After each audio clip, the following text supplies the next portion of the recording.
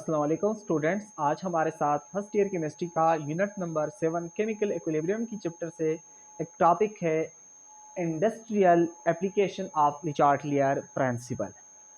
हाँ, ले चार्टियर प्रिंसिपल के ऊपर ऑलरेडी हमने डिस्कशन कर चुका है लास्ट वीडियो में। हाँ, अगर वो वीडियो आप लोगों ने देखा है तो ये वीडियो फिर आप लोगों के लिए ईजी होगा, अदरवाइज फिर टॉपिक मुश्किल है। अच्छा, यानी ये ले चार्टियर प्रिंसिपल का एक एप्लीकेशन है, इसी वजह से इसको अंडरस्टैंड करने के लिए ले चार्टियर प्रिंसिपल ज़रूरी है समझना। अच्छा, आज यानी ले चार्टियर प्रिंसिपल हमने अप्लाई करना है हेबर प्रोसेस के ऊपर।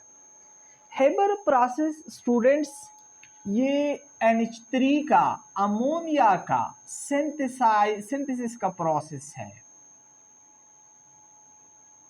NH3 को सिंथेसाइज करने का जो प्रोसेस है वो हेबर प्रोसेस कहलाया जाता है। यानी in this process we are prepared the NH3। अच्छा, हेबर प्रोसेस ये प्रोसेस है, इसकी मुकम्मल कहानी मैंने इक्वेशन की सूरत में लिखा है।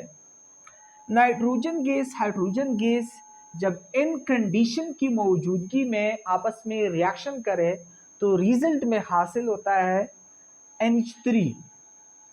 हाइड्रोजन गैस नाइट्रोजन गैस है, हाइड्रोजन गैस है, इतनी टेम्परेचर, इस कैटलिस्ट, इतनी प्रेशर पे ये दोनों जब आपस में रिएक्शन कर ले तो NH3 हासिल होता है। हाँ, ये ओवरऑल कहानी जो है इसको हेबर प्रोसेस कहा जाता है। इस ओवरऑल कहानी के ऊपर आज हमने अप्लाई करना है ले चार्टियर प्रिंसिपल को। हाँ स्टूडेंट, देख सकते हो कि यहाँ पे मैंने 2 डबल हाफ हेडेड एरो लगाया है। प्रोडक्ट और रिएक्टेंट के बीच में 2 हाफ हेडेड एरो लगाया है। इसका मतलब कि ये एक केमिकल इक्विलिब्रियम भी है।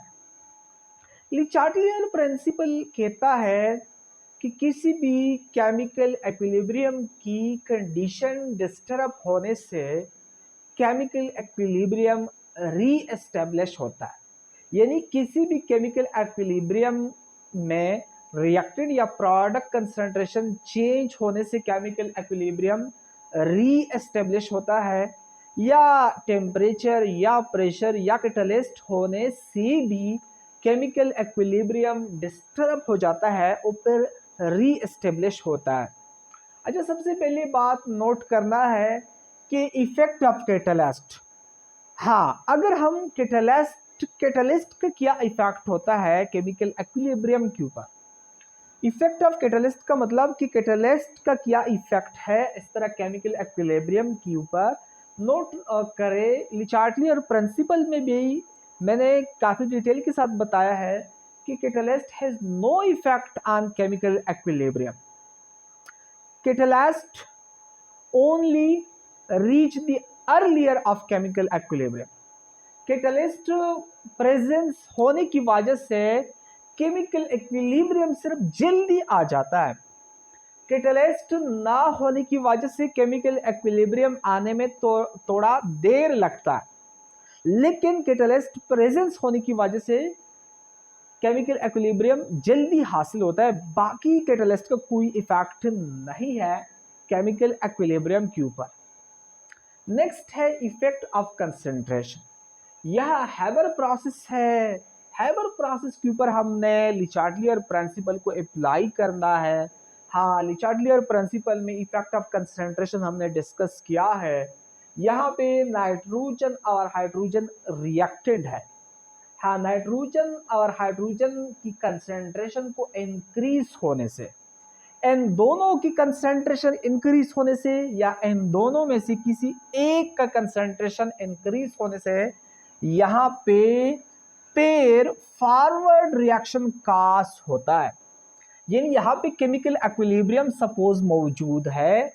हम केमिकल इक्विलिब्रियम मौजूद होने के बावजूद हम नाइट्रोजन या हाइड्रोजन या इन दोनों में से किसी एक का या दोनों की कंसंट्रेशन हम इंक्रीज करते हैं, तो दोनों की कंसंट्रेशन इंक्रीज होने से या किसी एक का कंसंट्रेशन इंक्रीज होने से यहाँ पे फॉरवर्ड रिएक्शन काज होगा। यानी इन दोनों या इन दोनों में से एक की कंसंट्रेशन इंक्रीज होने से मजीद रिएक्टेंट प्रोडक्ट में कन्वर्ट होगा, मैक्सिमम NH3 की फॉर्मेशन होगी। यानी अगर हैबर प्रोसेस के थ्रू आप लोगों ने अमोनिया को सिंथेसाइज करना है, आप लोगों चाहते हो कि मैक्सिमम NH3 हम हासिल कर सके, तो इस फैक्टर के थ्रू भी मैक्सिमम NH3 हासिल कर सकते हो कि अगर तुम इन दोनों की या इन दोनों में से किसी एक का कंसंट्रेशन इंक्रीज करोगे तो उससे फॉरवर्ड रिएक्शन मजीद खास होगा। हाँ, इसी सूरत में फिर मैक्सिमम NH3 की फॉर्मेशन होगी।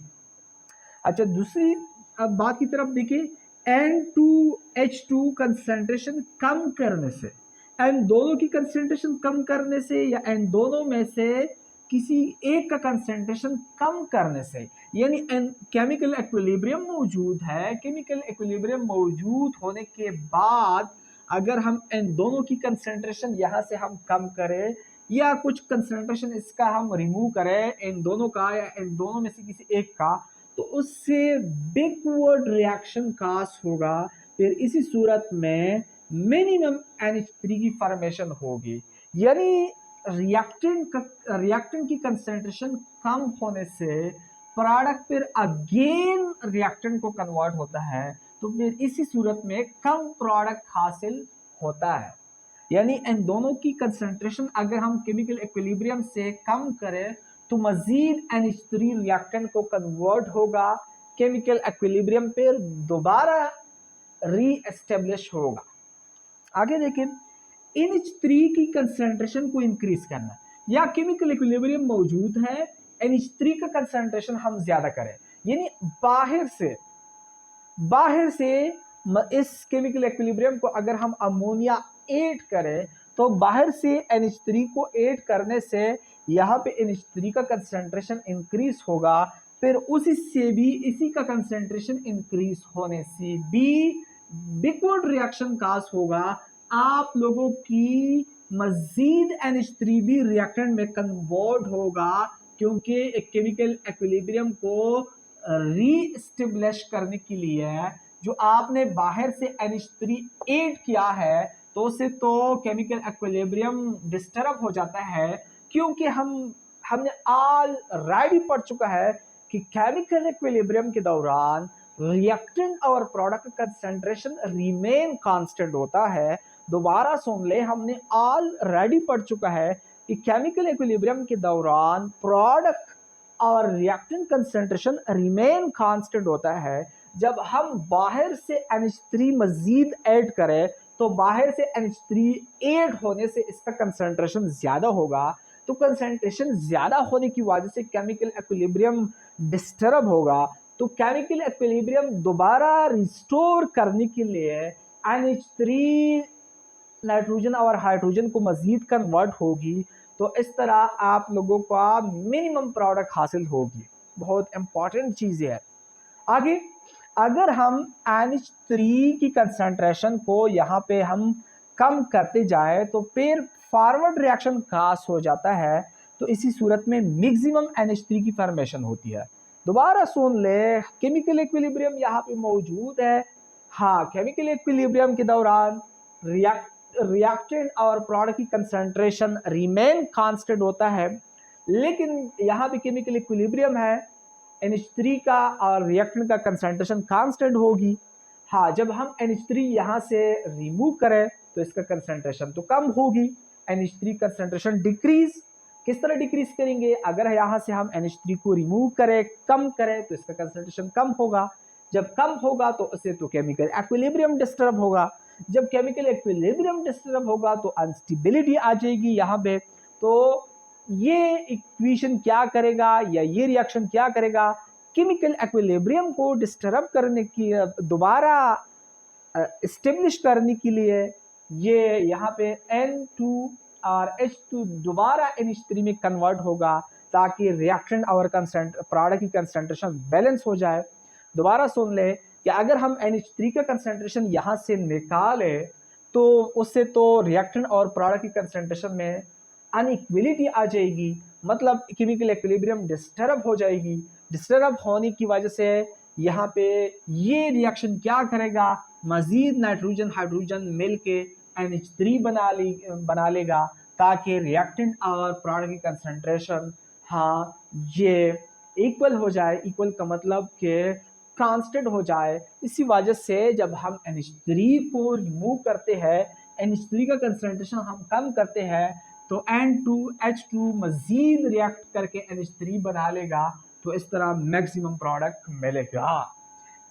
अगर आप लोग एक इंडस्ट्री में काम करते हो तो आप लोगों ने मैक्सिमम प्रोडक्ट हासिल करना है किसी केमिकल इक्विलिब्रियम के रिएक्शन में, तो फिर ये फैक्टर अप्लाई करके हाँ ये चीज़ें अप्लाई करके मैक्सिमम प्रोडक्ट हासिल कर सकोगे। या आप अगर फॉर एग्जांपल सपोज मेरे प्यारे स्टूडेंट्स, आप किसी एक इंडस्ट्री में या एक हैबर अमोनिया सिंथेसिस का जो इंडस्ट्री है, हाँ वहाँ पे सपोज आप एक केमिस्ट बन गया, तो आप लोग इस फैक्टर के थ्रू NH3 का प्रोडक्ट मैक्सिमम हासिल कर सकोगे। आगे है इफेक्ट ऑफ टेम्परेचर। स्टूडेंट्स याद रखें कि ये जो रिएक्शन है हेबर प्रोसेस, ये इतनी ही टेम्परेचर पे होता है, इतना टेम्परेचर इसको हम प्रोवाइड करते हैं, फिर ये रिएक्शन होता है। लेकिन इतनी ही टेम्परेचर प्रोवाइड करने के दौरान साथ साथ इससे इतना हीट रिलीज भी होता है। इसी वजह से हम कहते हैं कि ये जो एक्चुअली ये रिएक्शन है, ये यहाँ पे मैंने लिखा है एक्सोथर्मिक रिएक्शन है। हाँ 2023 में एक टेस्ट में ये MCQs आया था कि PK पब्लिक सर्विस कमीशन का टेस्ट था कि हैबर प्रोसेस जो है ये एक्सोथर्मिक रिएक्शन है या एंडोथर्मिक रिएक्शन है, both A and B, none of this. हाँ याद रखिए कि इतना हीट रिलीज होता है, ये एक्सोथर्मिक रिएक्शन है। हाँ इफेक्ट ऑफ टेम्परेचर लिचार्डलियर प्रिंसिपल में हमने पढ़ चुका है कि अगर एक्सोथर्मिक रिएक्शन हो तो टेम्परेचर इंक्रीज होने से बैकवर्ड रिएक्शन कास्ट हो जाता है। बैकवर्ड रिएक्शन कास्ट होने की वजह से मिनिमम प्रोडक्ट हासिल होता है। हाँ अगर हम एक्सोथर्मिक रिएक्शन की टेम्परेचर को डिक्रीज करते हैं तो फिर एक्सोथर्मिक रिएक्शन की टेम्परेचर कम करने से फॉरवर्ड रिएक्शन कास्ट हो जाता है। फॉरवर्ड रिएक्शन कास्ट होने की वजह से मैक्सिमम NH3 की फॉर्मेशन होगी। अच्छा आगे है effect of pressure and volume. इसी फैक्टर की बदौलत भी अगर आप एक केमिस्ट बन गया एक अमोनिया सिंथेसिस कंपनी में, तो अगर आपने मैक्सिमम NH3 को हासिल करना है, हाँ इस फैक्टर के थ्रू भी मैक्सिमम NH3 हासिल कर सकते हो। हाँ इस फैक्टर के थ्रू भी हासिल कर सकते हो। हाँ एक और फैक्टर भी है effect of pressure and volume. अच्छा यहाँ पे देख ले स्टूडेंट्स कि यहाँ पे 1 है, हम कहते हैं कि 1 लीटर नाइट्रोजन गैस है। यहाँ पे 3 है, हम कहते हैं कि यहाँ पे 3 लीटर हाइड्रोजन गैस है। यहाँ पे हम कहते हैं कि रिएक्टेंट साइड पे टोटल वॉल्यूम कितना है, 1 litre nitrogen, 3 litre hydrogen, total 4 litre reactant है। प्रोडक्ट साइड पे देखिए 2 लिखा है, हम कह सकते हैं कि यहाँ 2 लीटर अमोनिया है। हाँ लिचार्डलियर प्रिंसिपल में हमने पढ़ चुका है कि अगर हम प्रेशर केमिकल इक्विलिब्रियम का इंक्रीज करें, यानी इतना प्रेशर तो यहाँ रिक्वायर्ड होता है, 200 ATM से लेकर 500 ATM तक प्रेशर तो यहाँ रिक्वायर्ड होता है। अगर यहाँ से भी हम मज़ीद प्रेशर बढ़ाएं, यानी 500 ATM से भी हम प्रेशर इंक्रीज करें, तो प्रेशर इंक्रीज होने से लिचार्डलियर प्रिंसिपल में हमने पढ़ चुका है कि प्रेशर इंक्रीज होने से जिस साइड पे ज़्यादा वॉल्यूम हो, जिस साइड पे ज़्यादा वॉल्यूम हो, ज़्यादा वॉल्यूम से कम वॉल्यूम की तरफ रिएक्शन कास होता है। यहाँ 2 लीटर है, प्रोडक्ट 2 लीटर, रिएक्टेंट 4 लीटर।